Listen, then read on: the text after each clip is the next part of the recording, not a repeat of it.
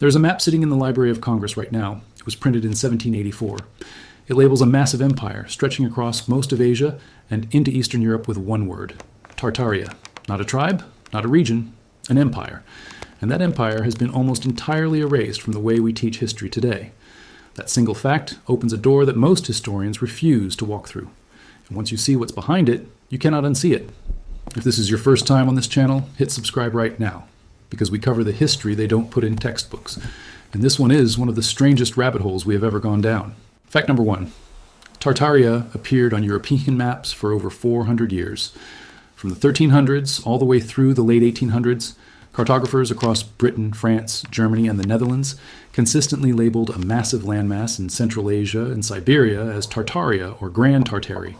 The Dutch cartographer Joan Blauw included it in his Atlas Mayer in 1662. That atlas was the most expensive book sold in 17th century Europe. Tartaria was not a footnote, it was a centerpiece. Fact number 2.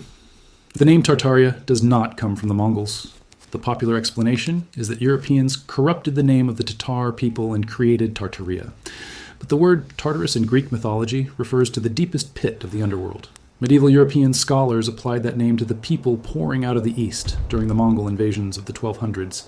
The implication was that these invaders came from hell itself. So the name carries theological weight, not just geographic weight. That distinction matters because it tells you how seriously Europeans took this civilization.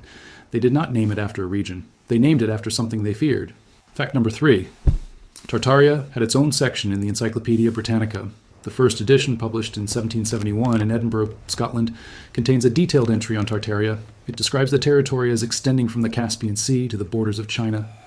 It discusses the population, the customs, the political divisions. This was not mythological content.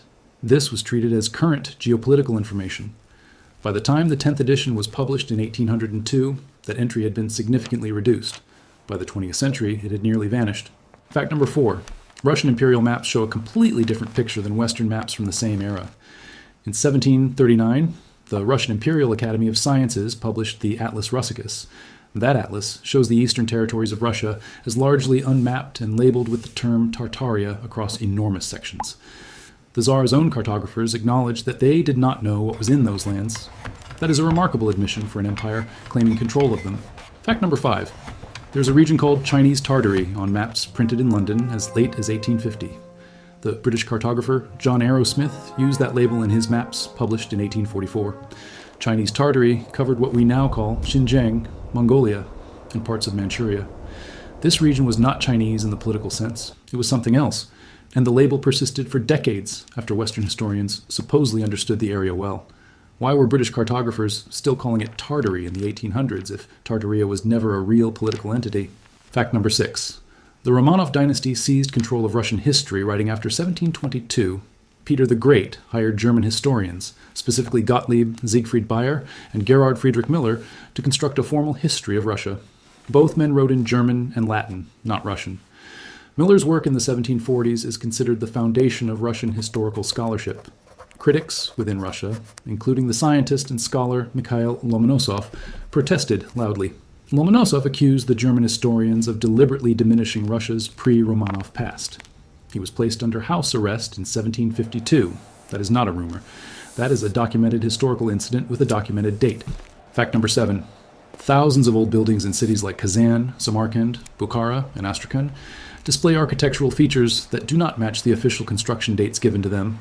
The Kul Sharif Mosque in Kazan, before its destruction by Ivan the Terrible in 1552, was described by witnesses as one of the most magnificent structures in the world. Contemporary accounts said it had 8 minarets and a library with thousands of volumes. The reconstruction built in 2005 looks nothing like the original descriptions. The original has no surviving detailed plans. Someone lost the blueprints to a building that witnesses called world-class. Fact number 8. The Tartarian Empire appears in Jesuit records from China. The Jesuit priest Matteo Ricci, who lived in China from 1583 until his death in 1610, wrote extensively about the powerful northern kingdoms beyond the Chinese border. He described a civilization that the Chinese themselves treated with enormous respect and some fear. His letters, now held in the Vatican archives, use the term Tartaria multiple times. Ricci was not a conspiracy theorist. He was one of the most sophisticated intellectual observers of the 16th century. Fact number 9. The city of Tomsk in Siberia was founded by Russian Cossacks in 1604. When they arrived, they found existing stone foundations and underground passages that they could not explain. Official history says Tomsk was an uninhabited wilderness before the Cossacks arrived, but stone does not build itself. Those foundations were documented in the original Cossack expedition reports, which are held in the Russian State Archive in Moscow. The report from expedition leader Gavril Pizemsky specifically notes the presence of prior construction. That document has been cited in academic papers, but rarely discussed in mainstream historical narratives. Fact number 10. Samuel Turner, a British diplomat who traveled through Central Asia in 1783, wrote an account called An Account of an Embassy to the Court of the Teshu Lama in Tibet. In it, he describes passing through territories where the local rulers claimed ancestry from a civilization his guides called the Great Tartars. These rulers had administrative systems, written records, and architectural traditions that Turner noted did not match anything he had encountered in European history. His account was published in London in 1800 by George and John Nicole. It is a real book. It is in the British Library. It has been largely ignored. Fact number 11. The famous Catalan Atlas of 1375, created by Abraham Cresques in Majorca for King Charles V of France, labels Central Asia as the Empire of Tartaria and marks it as the largest political entity on Earth at that time. This was not fringe cartography. This was the most important navigational document in Europe in the 14th century. Every major maritime explorer of the following century studied it. Columbus likely studied it, and it shows Tartaria as the dominant world power. Fact number 12. There are over 400 place names in Russia and Central Asia that contain the root word Tatar or Tartar. Cities, rivers, mountain passes, and administrative regions. These names were not given by historians. They were given by the people who lived there and by travelers who passed through. The persistence of that root word across such a massive geography suggests something more unified than a scattered collection of nomadic tribes. Fact number 13. The Siberian city of Omsk, now home to 1.1 million people, sits on top of what early Russian settlers in 1616 described as the ruins of an older city. The Russian governor of Siberia at the time, Yakov Kadashev, wrote in a dispatch to Moscow that his men had found stone walls and foundations beneath the soil at the confluence of the Om and Irtysh rivers. That dispatch is catalogued in the Russian State Archive. The current city of Omsk was officially founded in 1616, but those foundations have never been fully excavated or explained. Fact number 14. In 1812, when Napoleon invaded Russia and burned Moscow, eyewitnesses reported that Russian forces destroyed an enormous number of documents and manuscripts before retreating. The French officer and historian Philippe Paul de Ségur documented this in his memoir published in 1824. He wrote that the Russians burned not just the city, but the historical records stored within it. Historians have focused on the military aspects of this event. The cultural and archival destruction is discussed far less. What was in those records? Nobody can answer that question because the records are gone. Fact number 15. The Tartarian capital, according to multiple European sources from the 16 and 1700s, was a city called Cathay. That name appears in Marco Polo's accounts from 1271. It appears in the dispatches of the Franciscan friar Giovanni da Pian del Carpin, who traveled to the Mongol court in 1245. It appears in the letters of the Flemish explorer Willem van Rysbroek, who traveled there in 1253. All three of these men were different nationalities, traveled at different times, and arrived at the same conclusion. There was a massive, sophisticated civilization in the East that had a central urban seat of power. Fact number 16. In 1871, the city of Chicago hosted the World's Columbian Exposition Planning Committee's first meeting. And 22 years later, the actual exposition of 1893 featured buildings in a neoclassical style so sophisticated that contemporary engineers questioned whether they could have been built in the time claimed. The chief architect Daniel Burnham oversaw construction, but several engineers who worked on the project wrote in private letters that certain foundation structures they uncovered during construction were not consistent with recently built infrastructure. Those letters were cited in the 1894 report of the Illinois State Engineering Society. Tartaria researchers point to these White City buildings as evidence of a pre-existing architectural tradition that was being imitated rather than invented. Fact number 17. The word Mughal, which became the English word for a powerful tycoon, comes directly from Mughal, the dynasty that ruled India from 1526 to 1757. The Mughals traced their ancestry to Timur, and through Timur to Genghis Khan, who is the founding figure of what European maps called the Tartarian Empire. This means that when an English speaker today calls a media executive a Mughal, they are using a word that derives directly from the ruling lineage of Tartaria. The linguistic ghost of that empire lives in daily English speech, and almost nobody knows it. Fact number 18. The Frenchman Guillaume de Rubruck, who traveled to the Mongol capital of Karakorum in 1253 under orders from King Louis IX of France, wrote a detailed account of what he found there. He described a city with a population in the tens of thousands, with craftsmen from France, Germany, Persia, China, and Russia, all living in the same urban district. He described a palace with silver fountains dispensing wine, fermented mare's milk, honey mead, and rice beer simultaneously at the command of the court. His account was dismissed as exaggeration for centuries.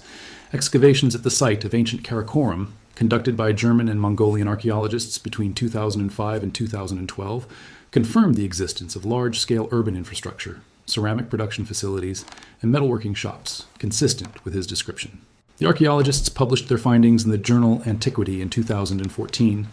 Fact number 19. Maps printed in Amsterdam in 1678 by the cartographer Frederick de Witt show a region labeled Independent Tartary that explicitly falls outside both the Chinese Empire and the Russian Empire. This was not an oversight.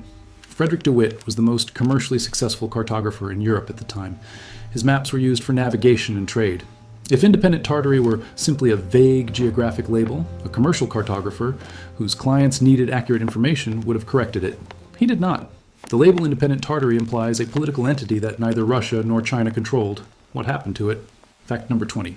In 1928, Soviet authorities under Joseph Stalin launched a campaign called the Cultural Revolution in the East, targeting the intellectual and cultural heritage of Central Asian peoples, including Kazakhs, Uzbeks, Tatars, and Bashkirs.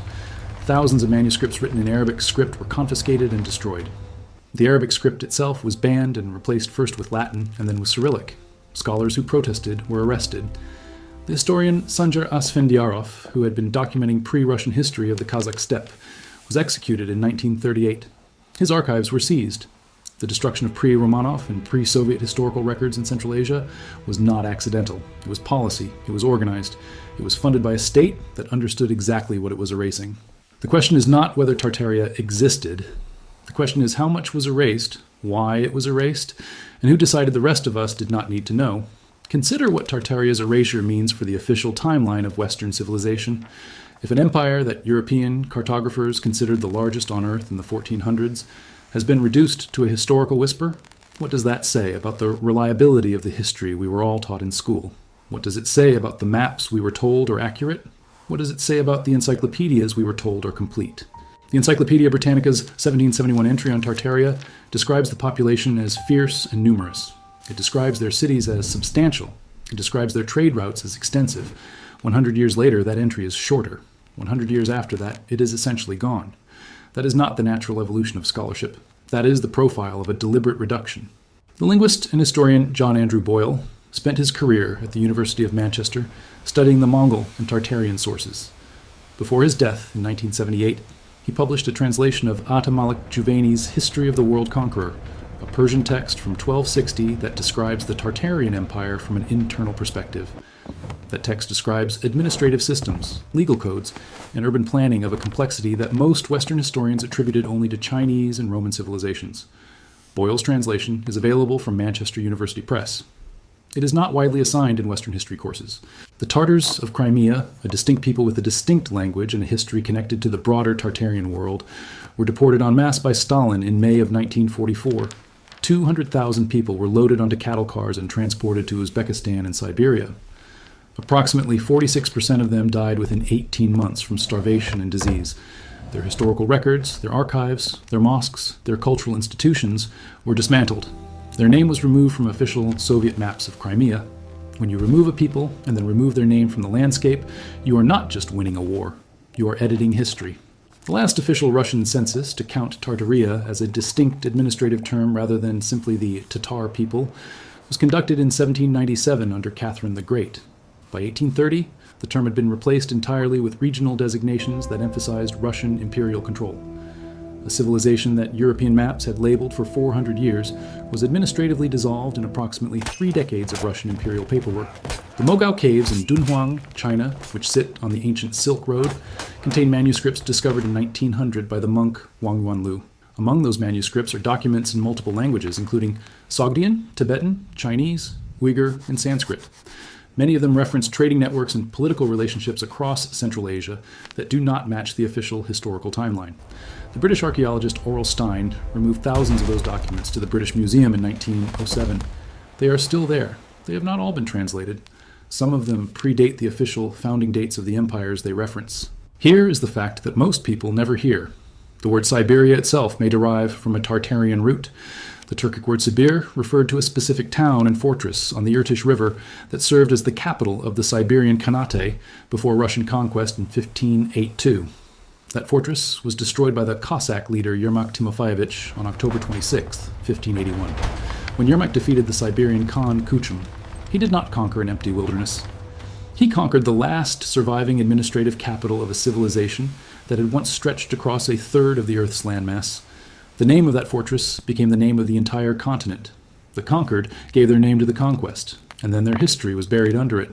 That is not ancient mythology. That is a named man, a named date, a named location, and a named consequence. And the civilization that ended on that date in 1581 had been running for longer than most European nations had existed.